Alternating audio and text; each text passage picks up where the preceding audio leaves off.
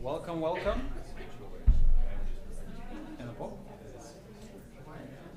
So we both like our jobs. Among many.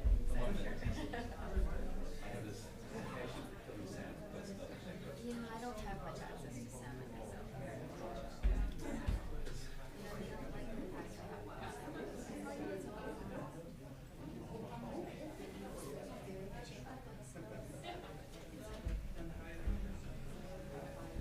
Hello. Okay, there we are. Excellent. Bit of feedback. Okay, you can hear me fine? Great. I think we're more or less on time. Okay, welcome everyone to this session on the future of Nordic cooperation. We have an excellent 90 minutes ahead of us. A bit of change in the schedule, as I guess are with most panels and sessions today, because of what they call a storm. I don't know, this is a good summer's day in North Norway where I'm from, but okay, we have different standards. My name is Andreas Østhagen, and I'll be chairing the first 45 minutes of this session. I'm a senior researcher at the Fridtjof Nansen Institute in Oslo, but also affiliated with Nord University in Bodø, North Norway. This session, as I said already, focuses on future of Nordic cooperation. It's co-organized between my institute, the Fridtjof Nansen one that I just highlighted, and also Troms County, which we are in right now, unless you weren't aware, and then also Tromsø municipality. So we will hear more about the regional and local dimensions of Nordic cooperation in the second session, or second half of this session, the last 45 minutes. My session, if you will, is focusing more on the broader dimensions of Nordic cooperation and the international level. And we don't have much time, so let's jump straight into it. The first two speakers, in fact, are not even here in the room. They are together in a lounge in Oslo Airport right now. This is how it goes. We have Karen Ellemann, who is the Secretary General of the Nordic Council of Ministers. And then we are very lucky to also, together with Karen in the same lounge, as I said, have Maria Varteresian, who is a State Secretary from the Norwegian Ministry of Foreign Affairs. So they can outline a bit. And I'm turning to you, although I can't turn to you per se. I can look at you if you can hear me, and I think you can. Excellent. So Karen Ellemann, I wanted to start with you. I mean, you've been minister for various positions in Denmark, for the Danish government, and now you hold this prestigious Secretary of General for Nordic Council of Ministers. So what is the current status of Nordic cooperation today? I mean, everyone is talking about Nordic cooperation, but are we really moving forward? We are definitely moving forward, and I really hope you can hear us, because right here, you have a very concrete, specific example of Nordic cooperation. I mean, we were supposed to be in the panel physically with all of you guys, but, well, we made it, and we do that due to a very good infrastructure, also in Tromsø. Thank you for that, and a good Wi-Fi connection in Oslo Gardermoen. The current situation is that with the geopolitical situation, of course, Nordic cooperation have a golden age right now and huge expectations from our population. So we definitely need to step up. We need to deliver. We've done it before. We've shown what Nordic cooperation can actually do. And this is not an either or EU Nordic cooperation. It's a both and. It's both of these cooperation bodies of course, alongside with also the Arctic Council. So making sure that international cooperation is being prioritized and also very focused on what we need to deliver. We have in the Nordic Council shown that for more than 50 years, that we have a very bulletproof model, that we do cooperate with each other in the 8 countries because we want to, because we are so interlinked, of course, in our northern region, but also people to people.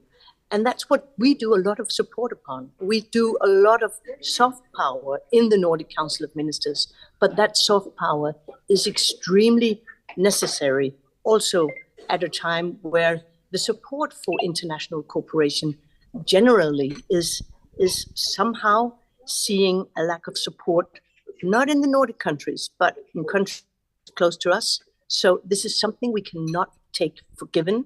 This is something we cannot take for granted. We need to prioritize, and I think we need to step up. And the mandate I was given gives me all the opportunity, alongside, of course, with all the ministers. And I think we are on the right track. Thank you. But can I ask you just a very specific follow-up then? I mean, can you give a couple of examples of concrete, say, actions or initiatives that the Nordic Council, or for that matter, the Nordic states, are pursuing that perhaps symbolizes the spirit that you're talking about? Well, one very specific example is that we have made it when it comes to the electricity market. We have a totally integrated electricity market. That's not a given thing. That has taken a lot of hard work to make sure that we have this joint electricity market. Another action point where we are really standing very strongly together is on climate change and climate adaptation, the whole green shift. And we do that on various topics. And of course, the ministers expect us to do that within this coordinating body. So we do that when we enter huge international negotiations. We have a joint Nordic voice whenever possible. So having this cooperation body make sure that we kind of push above our weight. I mean, when we combine all of our countries together, we are the world's, well, some say 11th largest or 12th largest economy in the world. I mean, we do matter. So showcasing that the kind of societies that we've built upon with strong and bulletproof welfare systems is something that people around us, they envy, and we are strong democracies. But again, it's not a given thing. So concrete examples, again, with the electricity market is, for me, a very strong, proven thing that we are very well integrated, and making sure that we also join forces when we do huge research programs. I can give you lots of examples, but just allow me one more, is that we have just published the new Nordic nutrition recommendations, which is a huge work with more than 400 researchers, making sure that the whole food agriculture sector is really stepping up when it comes to delivering on climate change. So making sure we have the very, very totally up-to-date research report on Nordic nutrition recommendations. I can tell you WHO is thanking us for delivering work like that. So those were a few concrete examples. I could give you many more, but I think my co-partner should have the floor as well. Okay, thank you very much. Okay, Maria Vataresian, turning to you. I mean, you are the state secretary or deputy minister, if you will, from the Norwegian Ministry of Foreign Affairs.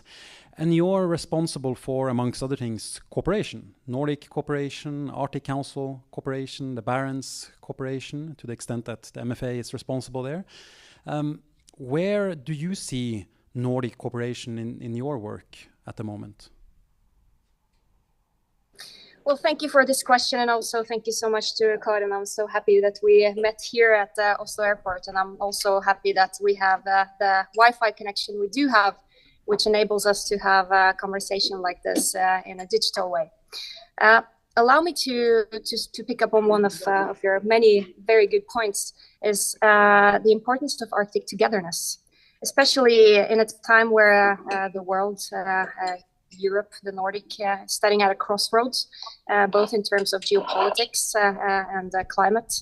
It is important to see what benefits we can draw from cooperating even stronger when developing new infrastructure, both physical and digital, new businesses, and also cooperating on tackling some of the largest challenges, which is climate, for example, which, by the way, doesn't care about borders or geopolitics.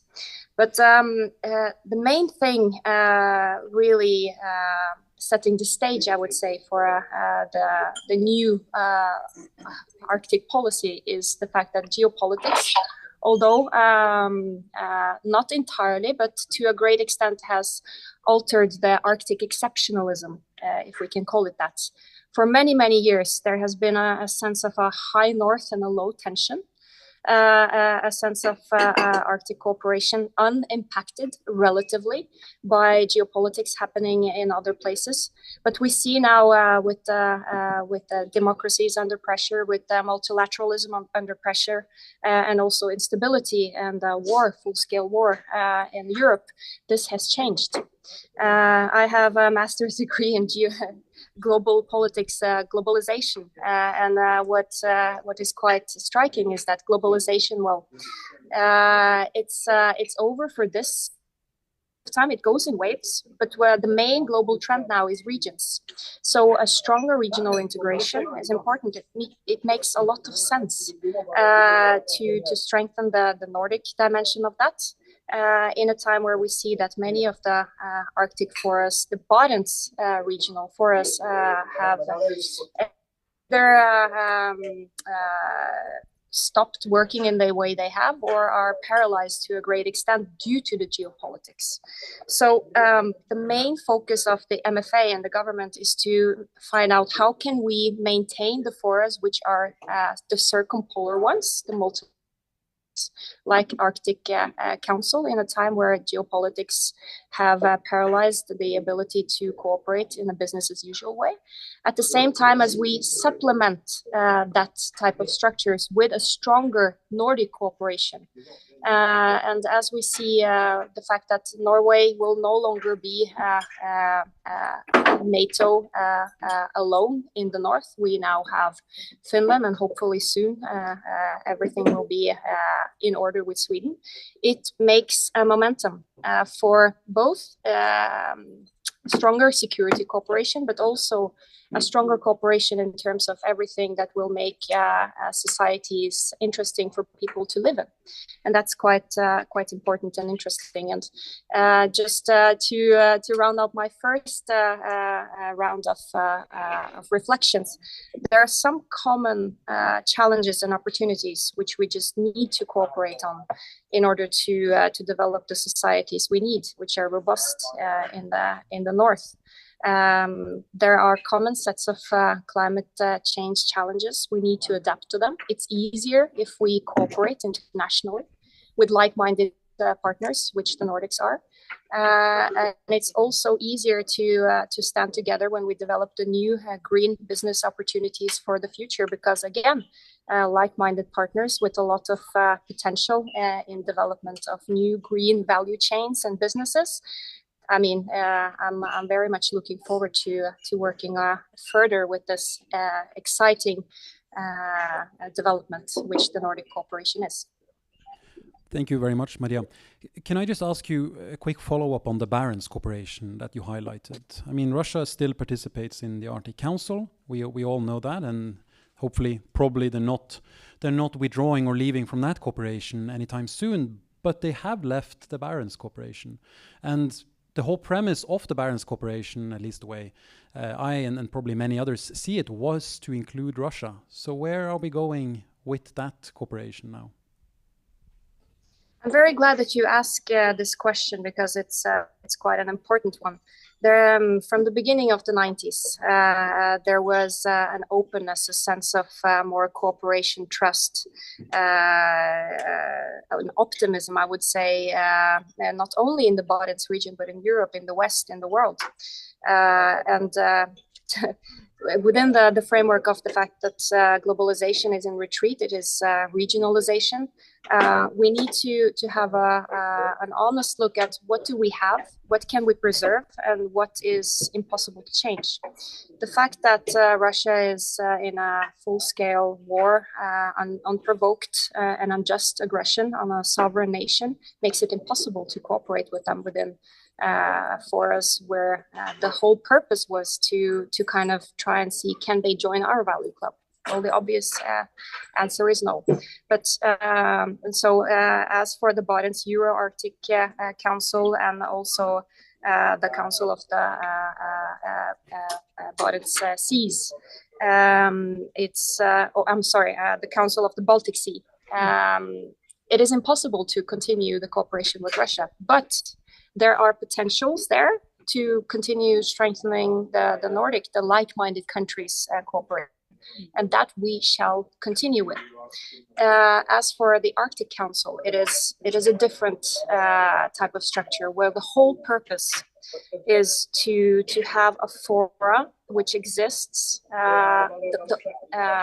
in order to have the circumpolar Arctic perspective at its core. If that disappears, we will not be able to replace it, no matter how much it will strengthen the cooperation within the Nordic or the Arctic 7 some have spoken about. It will be impossible because the whole intention is the circumpolarity.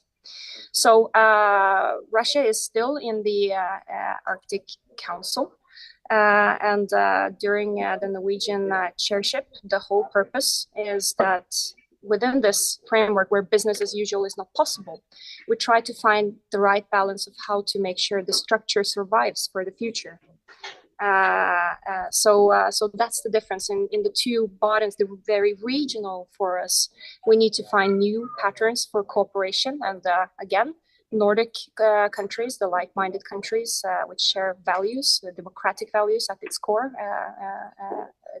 that's one track. And it needs to be strengthened. And then we have the other track, which is the circumpolar, and that also serves. So it's not either or, it's both. Okay, thank you. I wanted to ask perhaps both of you, but particularly Karen Ellemann, about this Nordic, say, commonality or togetherness, frame of mind, similarities, as you talk about. I mean, this is not necessarily something new, right? I mean, we have been relatively similar countries for quite a long time. So is it really the Russian aggressions in Ukraine and the fact that Sweden and Finland now are finally joining NATO? Is that the emerging driver of increased Nordic cooperation? Or, I mean, are there other trends right now that are also pushing for this focus? Of course, the Russian war and aggression in Ukraine is a fact, because it's a factor because it really affects our people in every single country. War is happening in Europe, so of course that kind of gives everyone this sense of wow, where do we have our friends? Let's stay together. Let's stick together. And then also other huge challenges. I mean, the whole climate crisis, the whole biodiversity discussion. That's where we really also have a very shared view, being placed where we are in the world. I mean, in the geography and looking at the Arctic region. Of course, that's where climate change really, really shows how badly it's going. And this need and this insight really gives, of course, this kind of renewed look and the kind of like a golden age to the Nordic cooperation, because that's where we can actually make an impact when we do join our forces. None of our Nordic states are an island by ourselves and not interfering in the world. And as you said it so well before, I mean, change does not see the borders.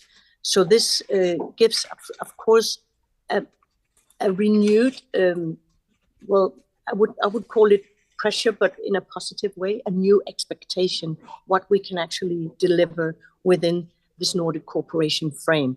And of course, it's a supplement to what's going also in the Arctic Council. And I really commend what Norway is doing during the presidency, because it's not an easy task, and it's a supplement. We are sharing the same obstacles, the same problems that we need to solve, and we do that by cooperating internationally.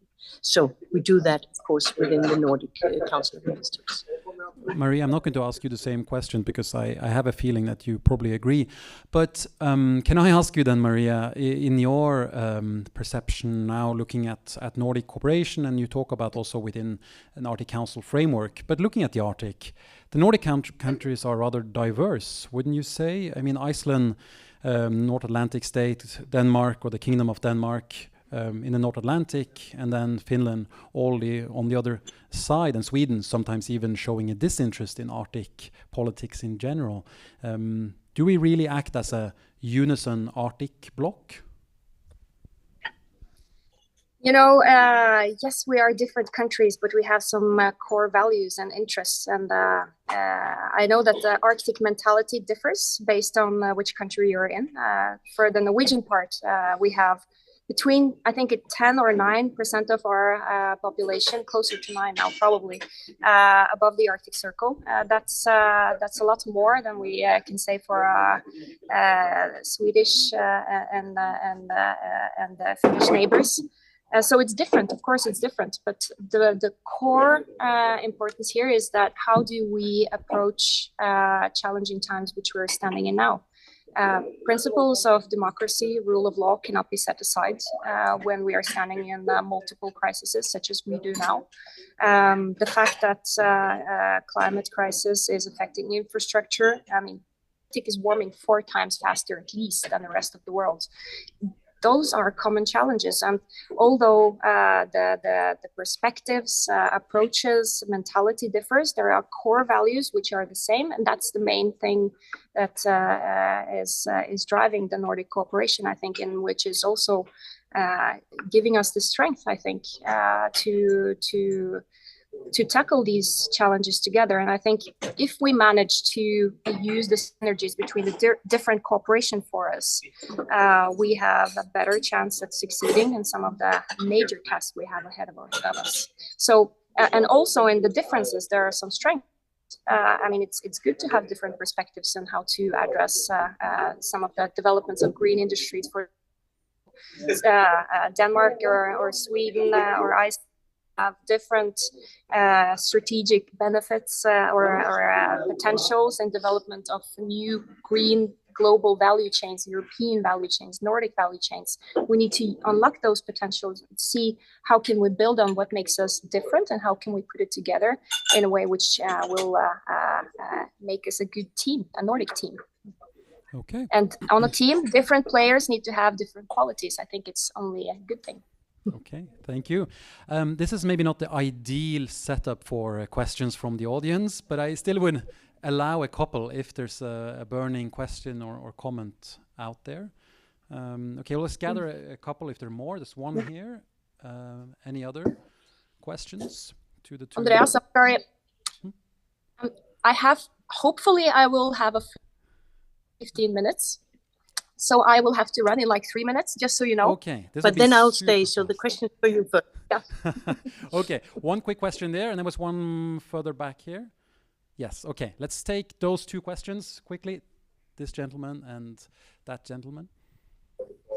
Okay, John Frølich, head of the Nordic Journalist Center in Denmark. It's a question about defense and security. As it is now, the Nordic Council and the Nordic Council of Ministers cannot discuss defense and security policy. And this is a kind of really important issue. Of course it is, because for the first time since Margrethe I and the Kalmar Union, all 5 Nordic countries are in the same defense alliance. So this is a question, for Karen Ellemann. What are you going to do about it? Will we see some changes in this in order for the Nordic Council to stay relevant? Great, thank you. We'll do one more before, yes, the gentleman over there. Thank you. So I just want to bring critical thinking regarding the dimension of the trust, especially when we are dealing it with Russian, which is quite crucial for cooperations. So now in the far east frontiers of Russian, the border is open for Chinese to, transporting and travel, taking business for visa free, which has never happened there, but initially it's happened here in the Nordic regions, especially with Finland. So we do think this kind of trust swift dimension is somehow because of the Nordic countries acting a little bit overwhelmingly to push Russian to another side, to China, which potentially would make the Arctic politics much more complicating in the future. Thank you. Okay, Maria, before you're running for your flight to come up and see us in person, do you want to perhaps tackle the question of trust and maybe also think a bit about the measures that Norway has had with Russia up in the north? It's a very big and challenging question. I will try and answer it as good as I can before I actually have to run now. So as I said, the geopolitics have reached the Arctic. And of course, we have been through many times, many different kind of stages of more and less cooperation. Now we have reached a stage where the multilateralism, the trust is really under pressure. And with the geopolitical backdrop as it is now, it makes us kind of stronger if we stand together with the partners which share our values, and that is within the framework of the NATO cooperation. It is also within the framework of stronger Nordic cooperation. It is also within the framework of what we can save from the forums which had Russia as a member. In addition, in order to climate change doesn't care about geopolitics, as I said, and it also means that some issues will still be there despite how we choose to cooperate politically. And that is at the core of the reason why we need to preserve forests, although with very, very low activity, as the Arctic Council, because there will hopefully sometime come a day where it is possible to cooperate once again. But as the things are looking now, it is impossible, and for I don't know for how many years. But what is important is to make sure to preserve whatever we can to ensure security, peace, stability, development, and sustainability, at least for everyone living in the Arctic, for the Arctic people, and also for the Arctic communities at large. Thank you, Maria. Then run and catch your flight, and we will see you in person tomorrow and the rest of the week. Then the last and the final question to you, Karen Ellemann, about Nordic Council of Ministers and security cooperation. Yes, and thank you very much for that question. And it's true that we within the Nordic Council of Ministers and the whole mandate and our Helsingfors Treaty, which is like the whole basic for the Nordic Council of Ministers cooperation, there is not a ministerial council within that body for defense, neither security. But that doesn't mean that we do not and cannot deliver. And that does not mean that we do not have Nordic cooperation on these issues, because we have, of course, within the Nordefco body, the whole defense cooperation. And of course, all of our foreign ministers have lots of cooperation when it comes specifically to the security question. And then within the Nordic Council of Ministers, we have all the other political areas cooperating there.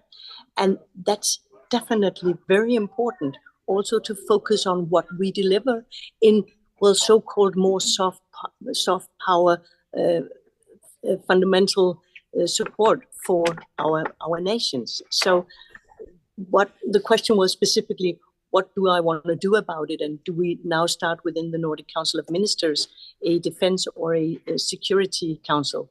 And I would say that we are doing everything else around it, and those supplements and this deliverance is extremely important to make sure that our populations are resilient, are living and growing up and having prosperous futures in well-functioning democracies.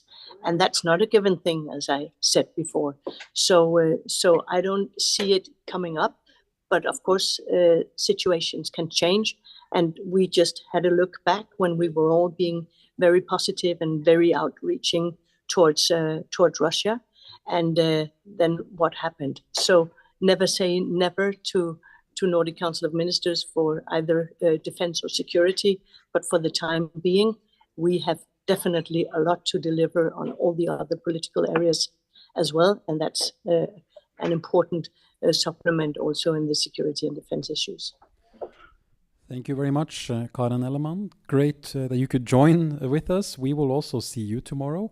We'll even see you at the Pubinar in the evening to discuss some of these issues further. I don't think the Pubinar is according to Nordic nutritional advice, but that's a whole different story. Definitely. Thank you. Thank you so much. Definitely not. And I later. might be on a plane at that time, so I'm probably not at the Pubinar. So I'll be on the next plane. But see you and enjoy the rest of the conference. Thank you. Great, thank you.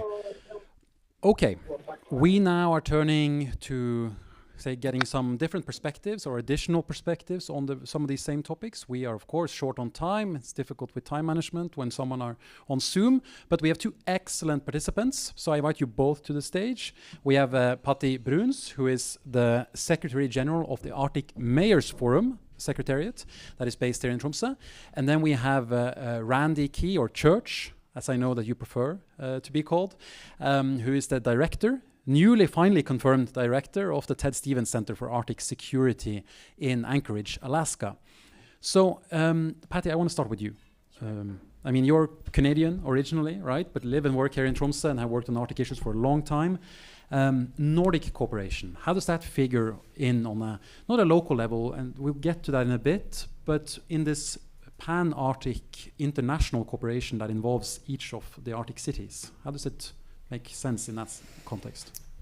Yeah, thanks for the question. I have to say that I am a sort of a pan-Arctic person by, it's in my DNA, but I wanted to pick up on this phrase that was said by the Nordic Council of Ministers Secretary General, and that I agree that we're sort of in a golden age for cooperation.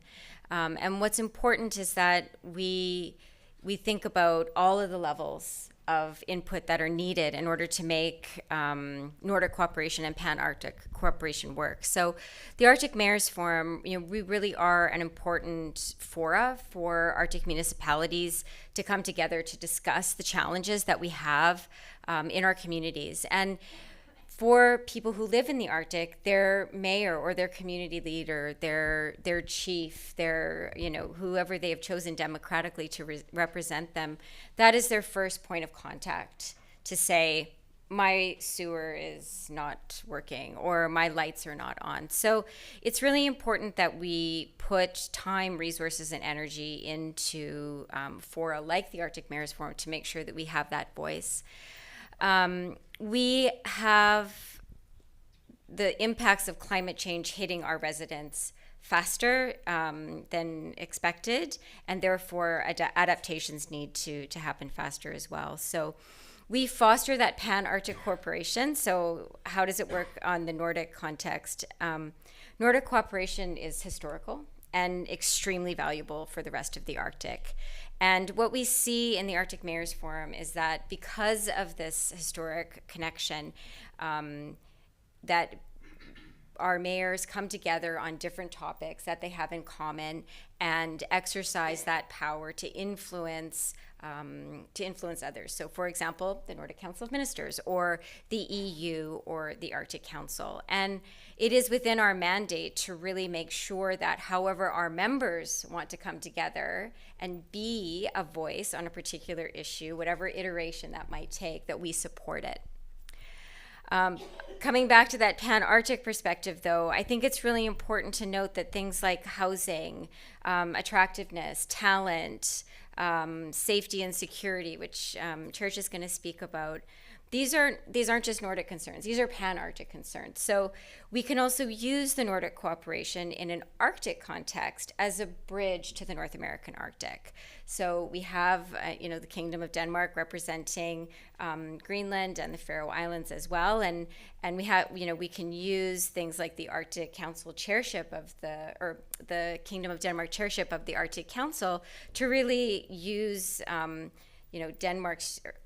Greenland's unique position as a bridge, between the Nordic and the North American Arctic, to make sure that we're not leaving out the North American Arctic. So I'm very supportive of the Nordics coming together, but we also have to keep in mind that we can't be excluding our neighbors in North America.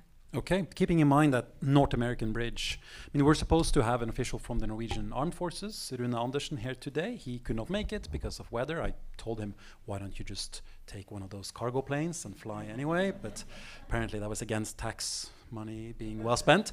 But Church, you have great experience. You're based in Alaska, but you have great experience also dealing with the Nordic countries, cooperating with the Nordic countries.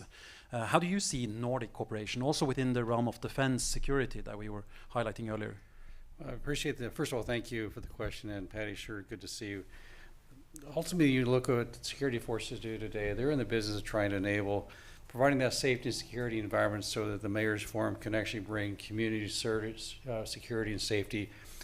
You look at strategically, the armed forces are part of ultimately 7 or almost all NATO allies. Obviously, Sweden is number 32, and I think the Stevens Center will probably go to get one. I'll pay my own way to get a bunch of jerseys say Sweden number 32 and just put it on folks celebrating when Sweden is part of the NATO alliance. But strategically, the transatlantic Arctic Bridge involves, of course, Canada, the United States, the Kingdom of Denmark, Norway, Sweden, and Finland. That relationship, the transatlantic Arctic Bridge, is really one where safety and security are enabled by the interoperability of the armed forces. Nordic defense cooperation is something I've personally been involved with in my time in the armed forces, and that really is a great aspect of training and interoperability, and adding to the proficiency of forces to be able to be ready and demonstrate through that integrated deterrence. I look at this today as that we are in a golden age when it comes to this interoperability, the fact that NATO is a very strong instrument of safety and security for the European region, but also North America. Today, that of course is 31, soon to be 32, but below that, this is really something that's truly remarkable. Nordic defense cooperation, coupled with Canadian and US, that transatlantic Arctic Bridge really means more than just the aspects of how we support NATO, but ultimately within a localized crisis response. Short of that, of an armed conflict, but if something bad's happened where defense support to civil authorities becomes an issue, whereas a crisis response for humanitarian assistance or disaster response or search and rescue at large scale, that cooperation is really baked in to our psychology of the armed forces and the ministries that govern them and provide governance to them. So it is really a good era for us to work better together, but we've already got a great past in making that happen. So it is a great community to be a part of.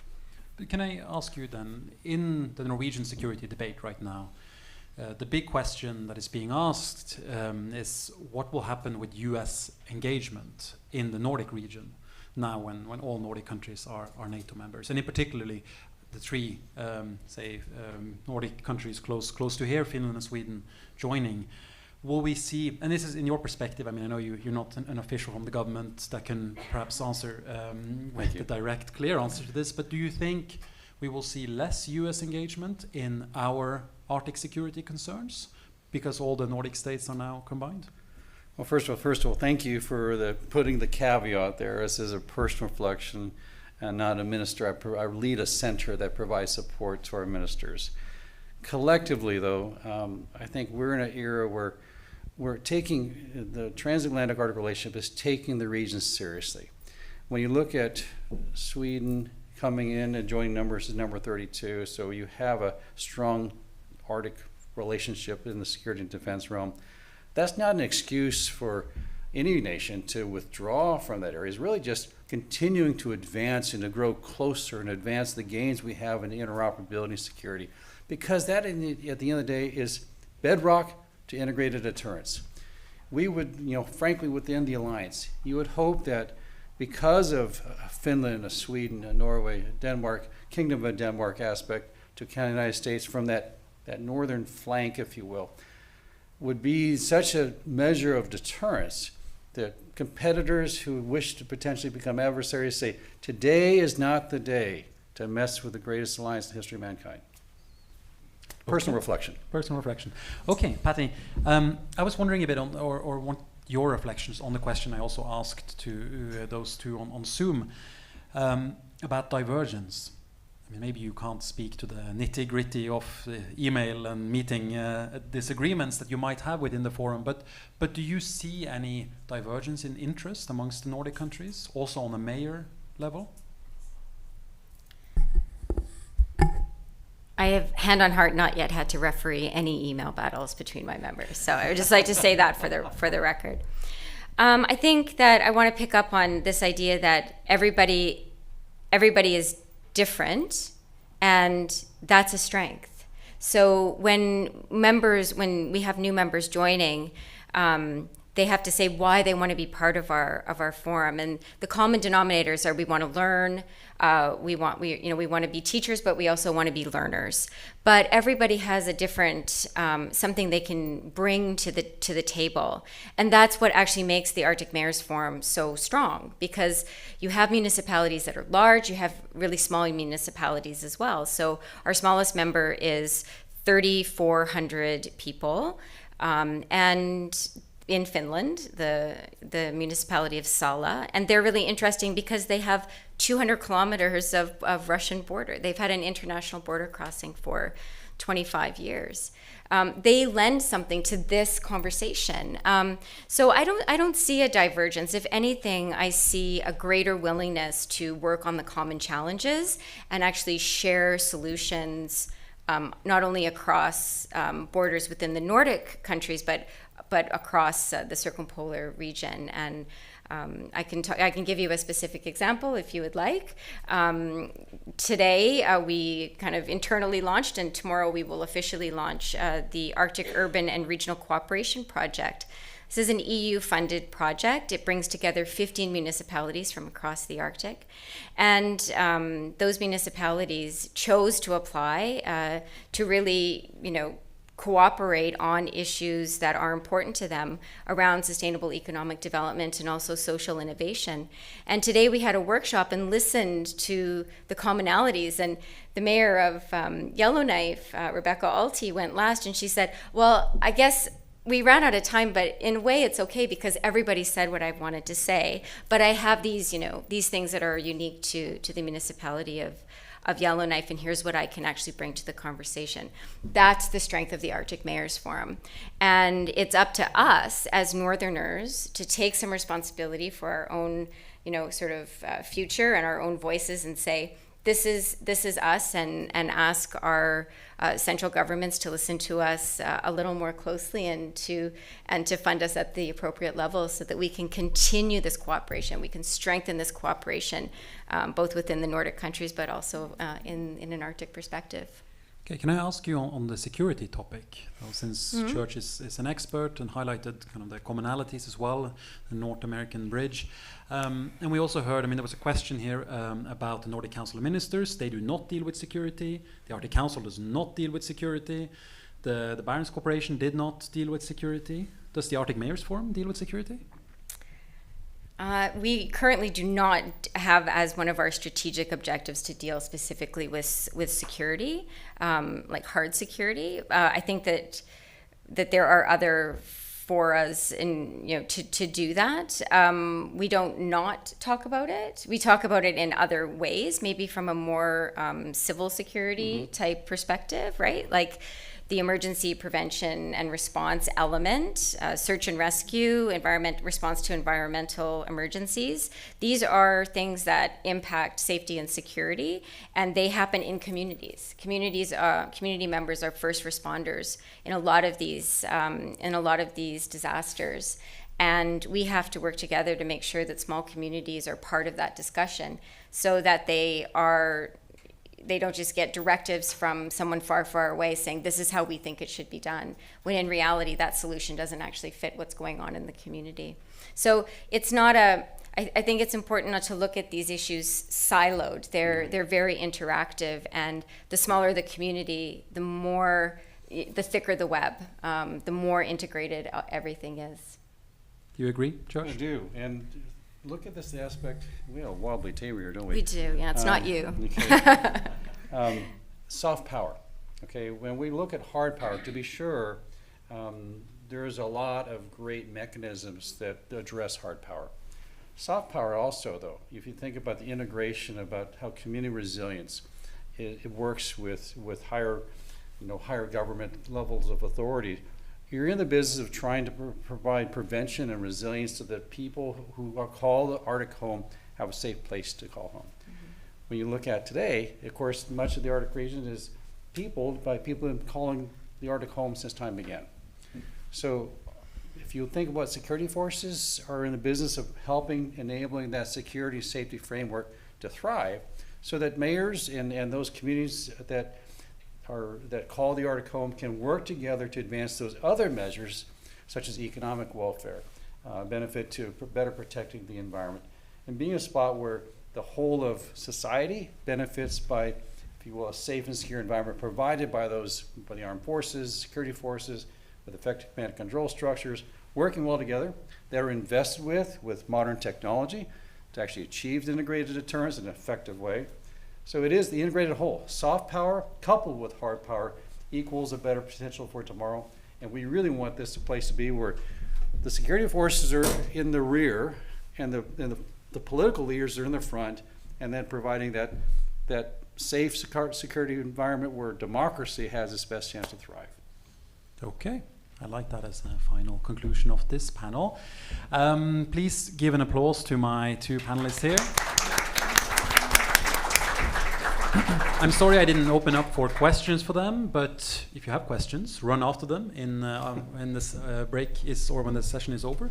And I would also say, perhaps I turned the conversation a bit away from Nordic issues, but we are going straight back into Nordic cooperation. I'm leaving the floor to Kirsti Meti, who works for Tromsø municipality. Now we'll focus a bit more on the local and regional dimensions of Nordic cooperation. So Kirsti, the floor is yours. Thank you, Andreas. I would like to invite the next panel to the scene, please.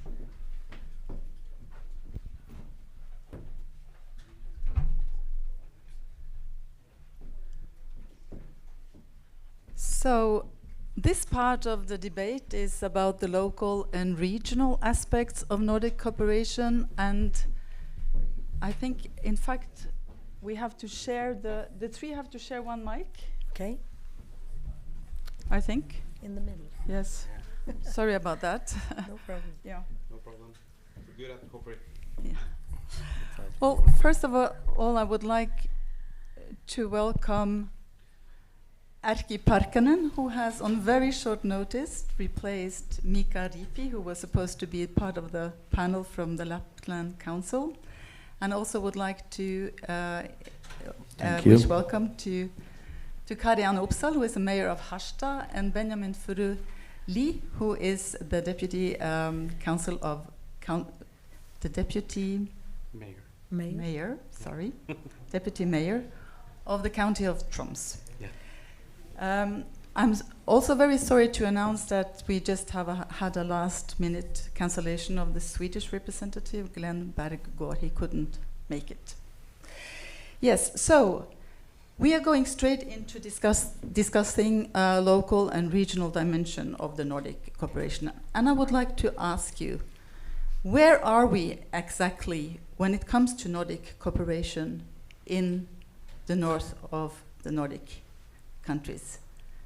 What is exactly going on? Do you have a concrete cooperation schemes with other Nordic countries, your neighboring countries? I would like to maybe start with you, Karianne. Oh, I think it varies from municipality to municipality, and so I can answer for Harstad, which is the third largest city in the north of Norway. And historically, we have had little institutionalized collaboration.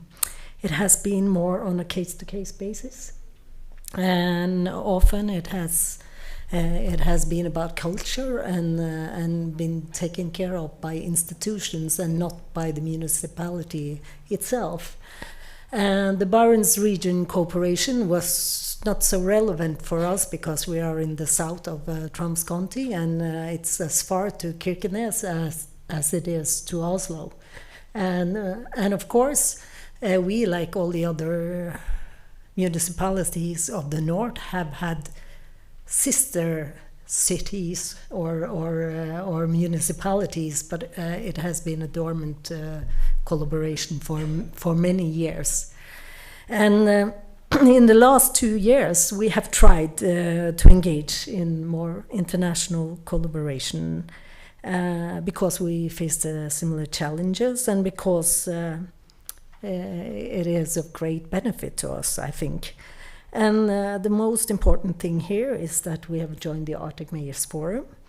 And of course, as the panel before said, the new geopolitical situation with Finland having joined and Sweden soon become a member of NATO brings collaboration to a completely new light in the municipality where I live.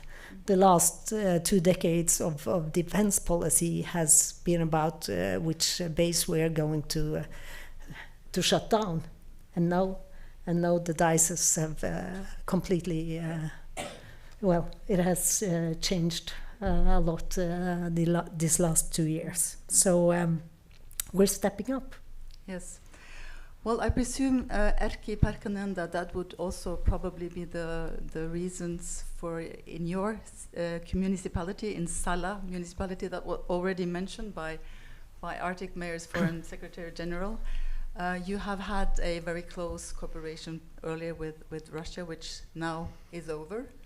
Can you just maybe explain to us what the situation looks like for you with this new situation, and are you turning your face towards the West?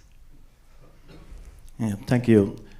Yes, we indeed had a good cooperation with Russia, Murmansk area, county, oblast, all Salla municipality, but all East Lapland, 5 municipalities, and also Northern Lapland municipalities. And now it's all finished, as we all know. Before we had also and been part of this Barents Road cooperation where Russia, Northern Finland, Northern Sweden, and North Norway cities and municipalities. And we are still in there, and that's one part of our cooperation with Sweden and Norway. Because of this geopolitical situation, we has of course looked to West, and that's why we are also now members of Arctic Mayors Forum, and we partner also in this EU's Arctic urban and regional cooperation program. And we had many projects. We had EU Russia neighborhood programs, financing projects, Arctic projects. We have partners also from Norway, Sweden, Russia, and Finland. Those are now also finished, and then we cooperate with, for example, Interreg Aurora projects in tourism area, and we have one Horizon project where is also partners from Sweden and other Nordic countries. All right.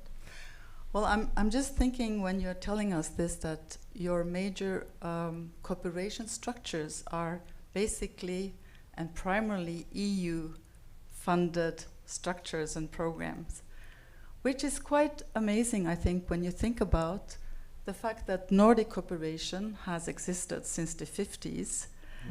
And with the Nordkalotte and many other structures that we haven't quite gotten to the next level of cooperation, and obviously the new geopolitical situation might bring us further. So Benjamin, from the regional authorities, from the county point of view, you have been responsible to represent in many of the Barents cooperation structures. Is there anything besides the Barents cooperation that is happening in the Nordic cooperation context? Yes, there is. We have a broad spectrum of cooperation between our regions on various subject areas. The cooperation takes place both on the formal structures and some informal structures that are various institutions and business as a part of their own initiatives. There are some formal structures for collaboration that we are part of. Troms County Council is actively participating in those when we are part of them, and we want to contribute to make them even more successful coming forward. I would like to mention, for example, the Nordkalotte Council as one of the parts that we collaborate in, where we meet regional levels in our 3 countries. And a collaboration in which we see even greater potential coming forward. As well, we have the NSPA, Northern Sparsely Populated Areas, which is a forum for us to discuss the common challenges, both for the regions and the municipalities, and the possibilities and possible cooperation in the future. So we have some formal structure besides, of course, the Barents cooperation, which now is finding some new forms and ways to collaborate. Okay, let's move on to see exactly in which areas cooperation is needed. Now that we have heard and we know all about our new security situation in the north, which areas do we need to increase our cooperations? Please, Karianne. Well, we have the same. We struggle with the same issues like demographics, lack of workforce, the export of our youth, and long distances. That's a few of the similarities between us. And also, I want to go back to defense, and because of the changed situation, everybody talks about overall preparedness, and the municipalities. We have to take care of the overall preparedness together with the armed forces and the civil administration. And where I live, it's one of the main areas where the Allied troops are going to come in, the Ofotfjorden, close to Narvik. There can be hundreds of thousands of people who come in there in case of in case of war or in case of conflict, and that will change everything. And when we have our neighboring countries, for instance, how to evacuate people can change. So so that is one issue. And also in a more regionalized world, we need to collaborate on transportation of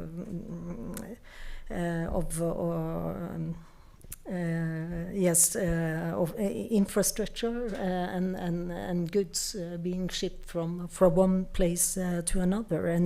And for instance, we are all dependent on China, on some rare minerals, and in the new world we have to fix that ourselves. And within the Nordics, I think we have some of those resources that we could collaborate with. And finally, the green transition and energy. We are one energy market, and in 1927, or almost already now, we are in lack of energy, and we are in lack of lines to transport the energy, and this is even more important than roads and flights and everything. If we don't have energy, we cannot take part of a development. Where energy is going to be, there will be development, and the opposite. So the same in the north of Sweden. They are planning big things and building big things that will influence on us. Yeah. So you've mentioned a lot of things that could be potential cooperation areas. You've mentioned also some of the characteristics with the north, with lack of people, with long distances, also in certain aspects lack of communication or infrastructure. But some of these things have different governance levels to intervene. So some of the things are the regional level, some is municipality, other is national areas. So how should we deal with who is driving what in this new cooperation scheme, where we see new needs coming up, where we see that we need really to do much more in common because we are so few and the resources need to be pooled in a different manner. Any reflections, Erkki? In Finland, our government has now both North Finland program and East Finland program. And because of this situation, geopolitical situation for East Finland, so there we have lost plenty of things. Border is closed, and the North Finland program also by the same reasons, security, defense reasons, and also for that reason that also in Finland we have most of our nature resources are located in Lapland. 80% of minerals are in Lapland. Plenty of searching of minerals. We have mines already, not so much like in northern Sweden, but plenty of them. Energy, many projects located in our area. And if you look, yesterday we have president election. There were 10 candidates. Everybody, they asked, what's one of the main things Finland has to do? Almost everybody said, we have to look north and we have to get route from North Finland via North Sweden to North Norway to Atlantic Sea. Roads, railways, infrastructure. All president candidates said, yes, Finland has to push those projects ahead. That's why this kind of big logistics investments and maybe electric pipelines or whatever, they are on state level. But we who live here in Nordic counties in Finland, Sweden, Norway, we together has to say to our states that we need those investments. Our states need those investments because there comes taxes and welfare to whole countries. And it's everybody's job, not municipality, not county, not state. Everybody gets the benefits.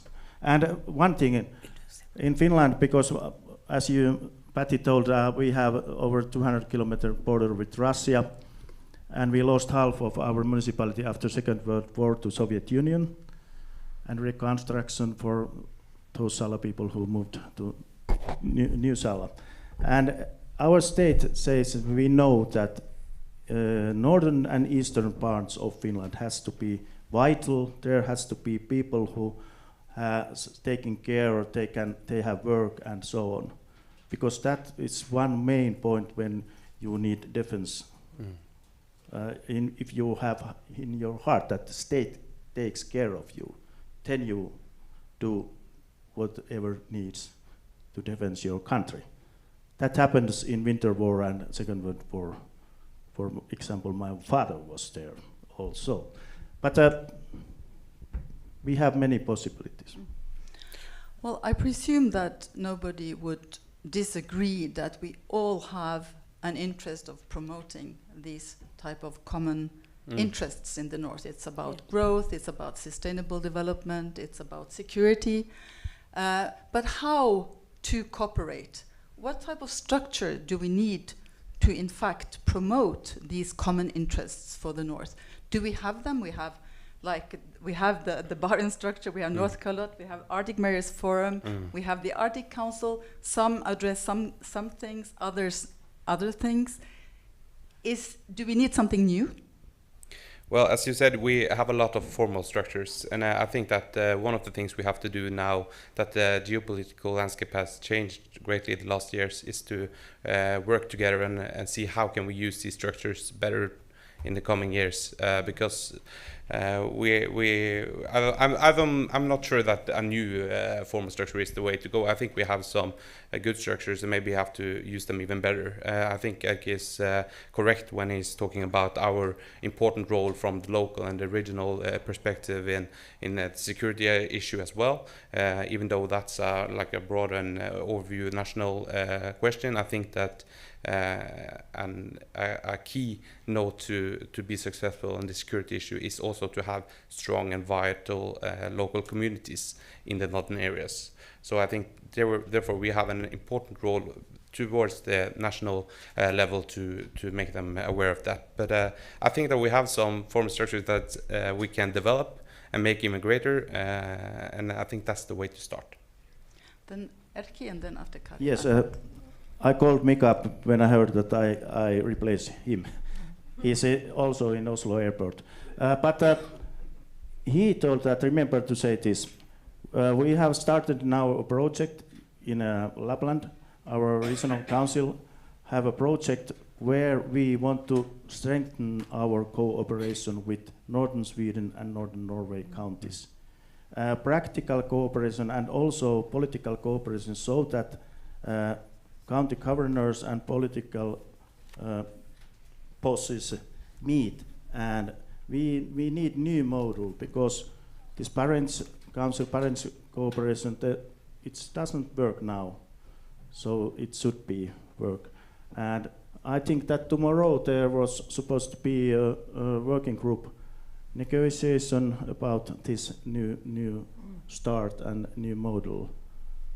We have this kind of project, and the Northern Agenda. Need also that we have to strengthen our cooperation here in North, and then send a message to our states.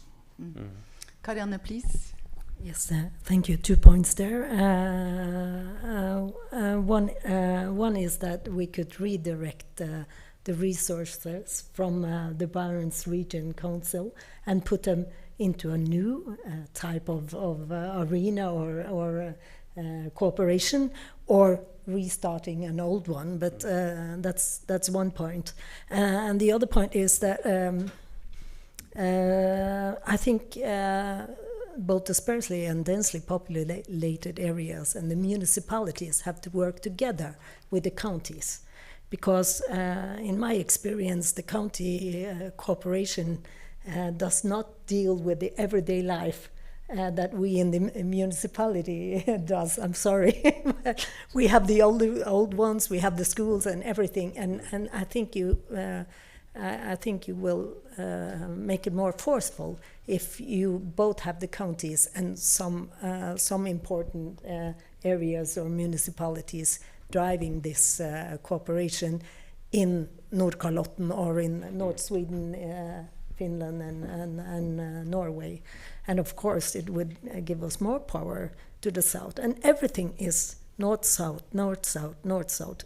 Look at the transportation in the 3 countries, and now we can look east-west in another way. And we have of course the railway in Nordic, and we have some border crossing roads, but we have to have the more capacity and use them more as well. So what should be the first step?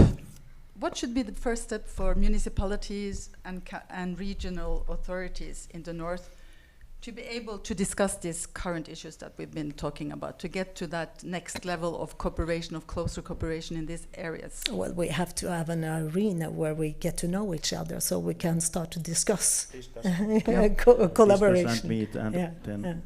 Yeah. And I would just like to add that I think the Arctic Frontiers Conference is a good example of we are standing here at the stage discussing how to cooperate better. We have to meet each other and discuss these challenges we have, and I think this is a good arena to do that. And what would you consider the biggest barriers to get on with the cooperation? Lack of money, lack of structure. Lack of money? Lack of money, yes. And lack of structure. We have also possibilities. I would want to say something positive also. Because now we are NATO members, Sweden is coming, Norway and other Nordic countries. I think that we have now many possibilities to get, for example, these infrastructure investments. We want to benchmark Norway because maybe right now I think there is 7,000 soldiers from many countries practicing in Finland, and everybody had to eat, do something else than just practice, and I think that we have many possibilities also in East Lapland and Lapland. We have this NATO, then we have our defense force, which is very powerful, and they doing also something more than usually, and border guard and everything that, and they need all kind of services, and then we can get this financing for infra maybe because we strengthen also this Nordic cooperation in this level. Also our president candidate says that although we are in NATO, they always have said that our politicians that Nordic cooperation is very important also in defense sense. I would like to come back a little bit to challenge you a little bit more on the correct structure to forward to these discussions. So what I understood, Benjamin, you said that you didn't really think we needed something new. You think we have enough structures and that we maybe can revitalize some of them. Kari-Anne was maybe more into thinking that we might need something new. Could you like just to go on a little bit in that alley of thinking? Which structure could be the right one to take these? Well, I'm open to discuss even new structures as well, but I think that we have great potential in the ones we already have, and that's my point. And saying that I think the starting point should be to see on the collaboration we have. For example, the North Carolina Council, how can we use that even better? How can we involve the municipalities better from the regional perspective and get that working as well as the Barents Cooperation now changing the way they were going to go away from Russia and to Sweden and Finland that way. So I think that was my point, that I think we have great potential in the ones we already have and to develop them further. And maybe the end goal is that we get a new structure, who knows, but I think we can start with the ones we have and see if we can make them even more better. Yeah. Well, my main point was not a new or old one. I said that we have to invite in the municipalities alongside the counties to make it more forceful, and I really believe that is the key for making this part of municipalities' everyday life. And then we have, of course, the different countries with different mandates on the regional and on the local level, which is, of course, also a challenge. Erkka, you wanted to... Yes, I think also that not new structures, but new model to cooperate, meet each other, and I think that this project, what's now going on in Lapland, they will contact all the other counties and governors and so on in Sweden and Norway. But we have already have good cooperation inside this Arctic Mayors Forum and Barents Road Forum. For example, next August they're all youths from these municipalities which are members and partners in this cooperation meet in Bodø. And they are the future cooperators, young people. And we have to do more that kind of cooperation also. Yeah. Just maybe one more theme before we open for questions or comments from the audience. We have a kind of a new theme in that we have this new geopolitical situation, which makes the other panel was discussing whether or not we should discuss security policy. But the fact is that we are a geopolitical region, and not just in terms of having some municipalities with the presence of the defense sector, but basically that the attention of this region is becoming more critical in a security respect. And our chief of defense, he has been very clear to say that the Norwegian defense is not just the army or the hardcore defense, but it's also resilient communities.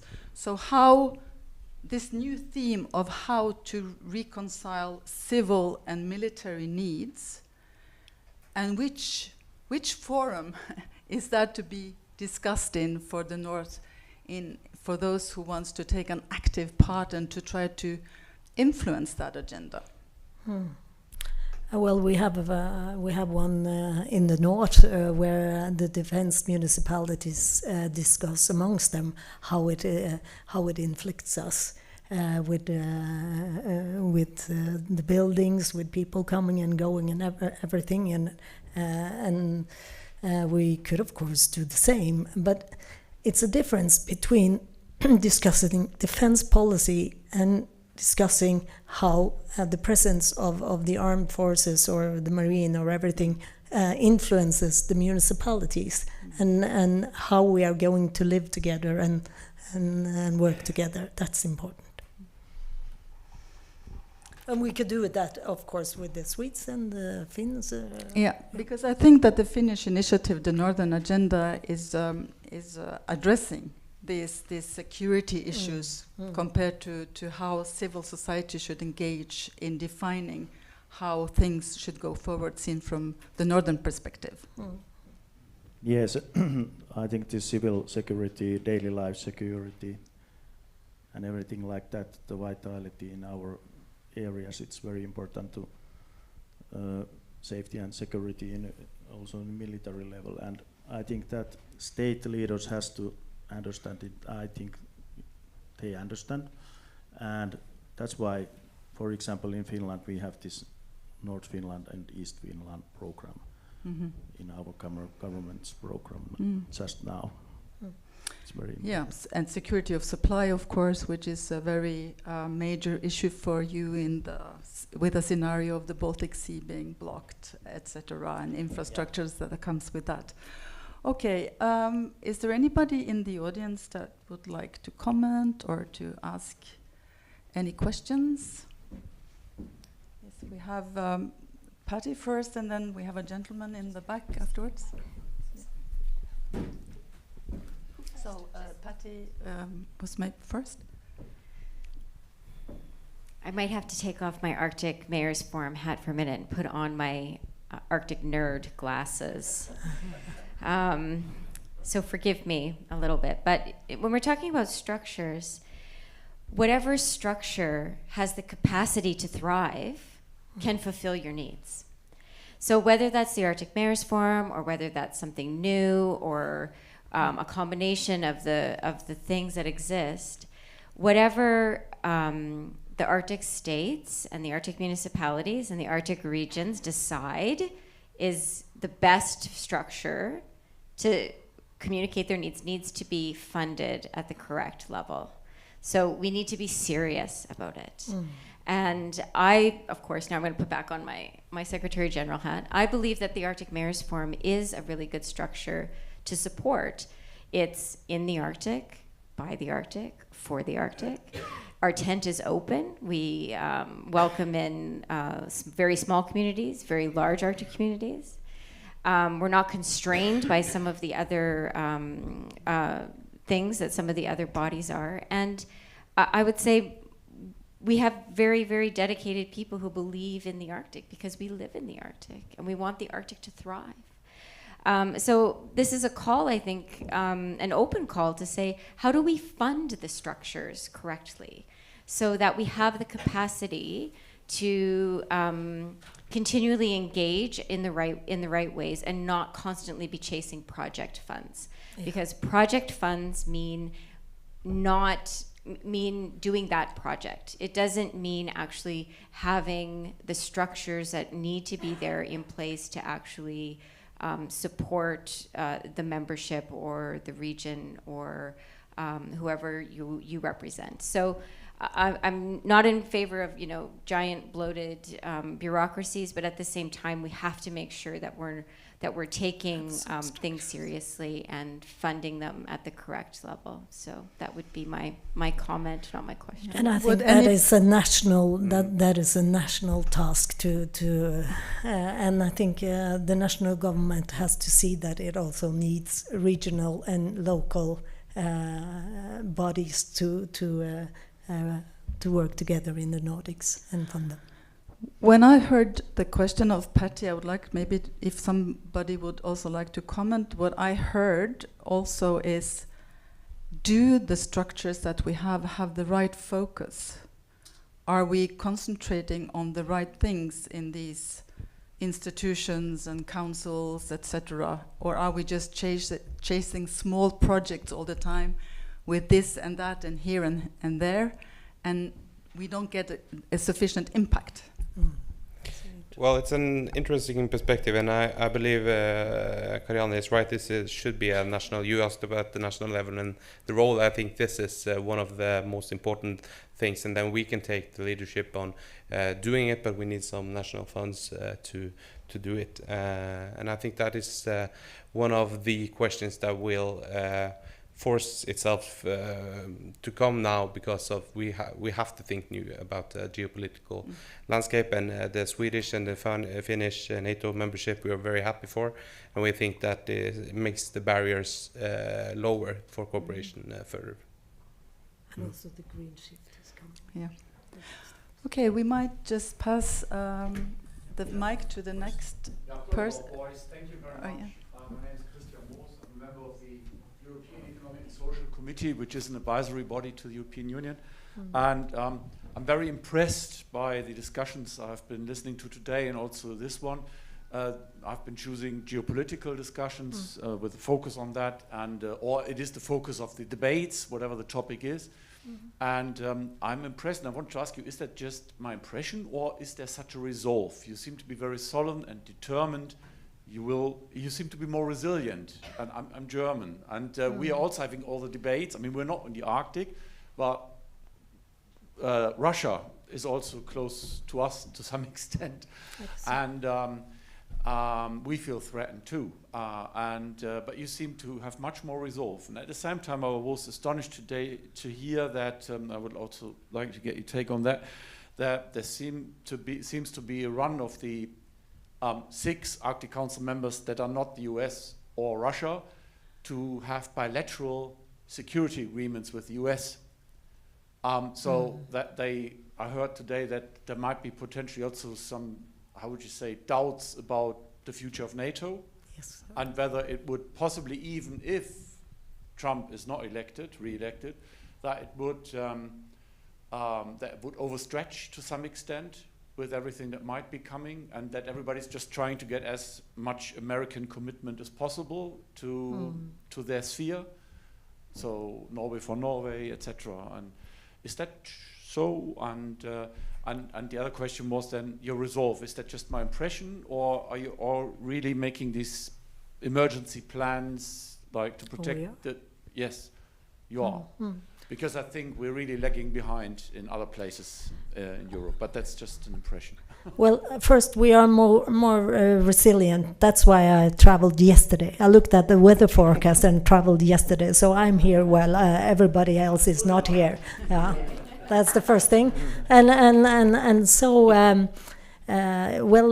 we have been in a deep peace, and everything changed, and now we have to look at our plants and the hybrid threats, for instance, against electricity or water or everything. So the municipalities are working on serious plans and together with the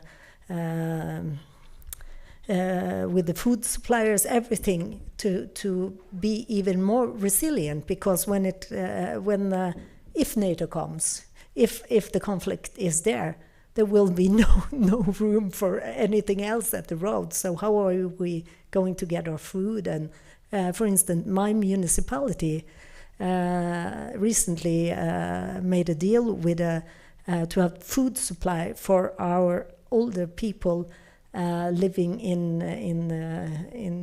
nursery homes for 30 days, because we see if it happens, we will have supply problems the first week. So yes, we are thinking a lot about we call it total defense or total awareness, and it's a part of what we are working on. We have to say also that we are lucky, because I think here you have the sea and fish full of their food. But we have also in my area, my municipality, there was a French TV group came last year, and they asked, are you threatened? Have you this 72 hours supply? What everybody need? I was looking at the reporter and said, I think that I and most of Salla inhabitants have 3 months supply. Then I have to show my fridge. There was reindeer meat, there was elk meat, there was fish, there was everything, berries, every kind of berries. And if this will be finished, I go to forest or lake. That's why it's different to live here. Also, this is good thing, because if you live in big city, somewhere in Europe, or maybe also Oslo, Stockholm, or Helsinki, they don't have this kind of opportunities. Yeah. And also, I have to say, when I'm down south on arenas talking about the total awareness of the people, they don't know what I'm talking about. But we in the north, we understand what it is to be self-prepared. We have ability to survive also. Yeah. Well, I think we have a competitive advantage living in harsh climates and long distances, etc. too. So that helps also survival skills. Just very quickly, time is running. I would just like to see whether you can just very short and quickly answer the following question. What could be your contribution as politicians on local or regional level to push Nordic cooperation in the north further, a step further? That's quite simple, to meet each other, I think so, and then discuss what are the main challenges, what are our possibilities, and what shall we do better to get more and better cooperators. Yeah, I think Erkki is right. Facilitating for meeting points between the three countries. That's also why Troms County Council is a partner of this conference, Arctic Frontiers, because we think it's important that we meet and discuss the Arctic questions. I think that I have to go back to the demography, because that is not a problem of the North. It's a Western European problem, but it hits us first. And if we collaborate and solve or find ways to deal with this issue, well, it will be useful for the rest of our countries and the rest of Europe, Western Europe. Well, we do not have borders in the north, so that is not at least a barrier. So with those words, I would like to thank you all for participating in the debate. I think, Andreas, that we are going. We are having in front of us quite exciting times when it comes to Nordic cooperation, with a lot of potential. Indeed. Yes, we might just want to take the last minute to say thank you for participating in our session. I was actually reflecting on, when listening to this session, and also maybe to Patty's comment from the Arctic Mayors Forum, that this distinction that we're making between the international level and the local and regional is perhaps a bit artificial. Old-fashioned. Old-fashioned, yes. Yes, indeed. So, I mean, we're not trying to summarize the debate here. I think it's impossible, but yeah. Exactly.